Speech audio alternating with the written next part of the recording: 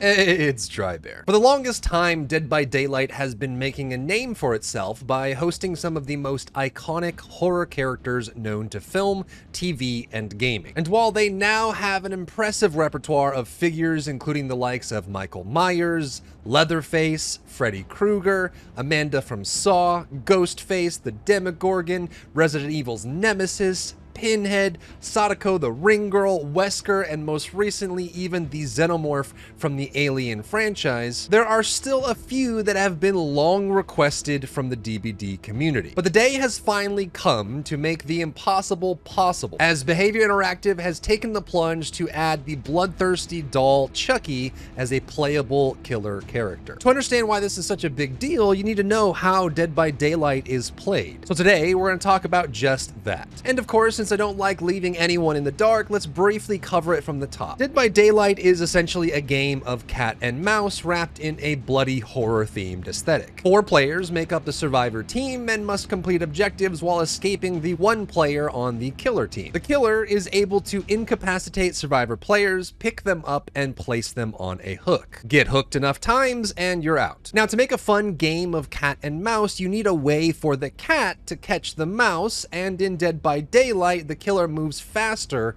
than the survivors do outside of special conditions. But you also need a way for the mouse to be able to outsmart the cat. So in Dead by Daylight, there are obstacles that are easier to traverse for a survivor than they are for a killer. They come in the form of wooden pallets that can be slammed down or windows that can be quickly vaulted by a survivor that allows for a fun back and forth mind game between the 2 players. Dead by Daylight at its core has always been based on that foundation of human-sized pathways and human-sized obstacles to traverse. It presents a problem then when you suddenly have a football-sized killer running around the game world. The windows are in fact taller than Chucky, and he's small enough to fit under the wooden pallets that might block a normally sized killer. Not to mention, how would a killer that could fit into your nightstand drawer pick up a fully grown person and carry them to and place them onto a hook that's near the ceiling in height? To solve the problem of perspective, Dead by Daylight has broken one of its fundamental rules. Survivors play with a third-person perspective camera, and killers play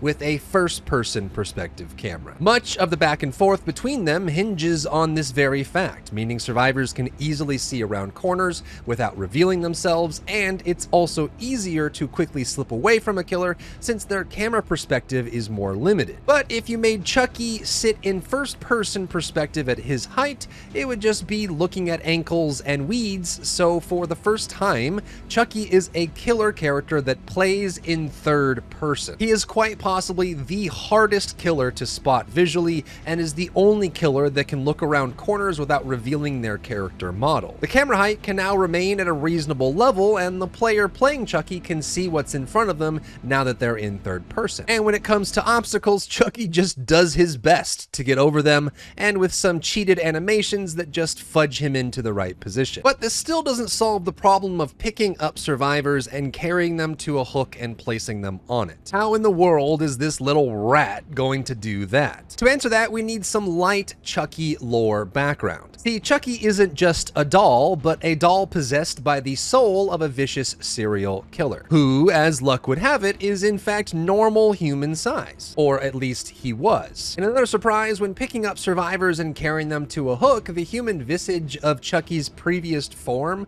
appears to hold Chucky tenderly in one hand and the survivor in the other, only to disappear once the survivor is placed on the hook. And he actually has some details to his face and does match the original works that support the character or soul that is in Chucky. A lot of sleight of hand and unique problem solving went into making this killer possible in Dead by Daylight. He is in the testing phase now and will release fully on November 28th. Chucky breaks the rules and brings many firsts to the game, but the question is, will it be for the better or for worse? Can killers fit into Dead by Daylight while playing in third person? Is Chucky actually too small to keep track of when you're being chased? Let me know what you think down below in the comments. If you found value in today's video, leave a like down below, leave a comment for the algorithm to help this video get seen by more people, and don't forget to check out my other channels for other content and other stuff and other things.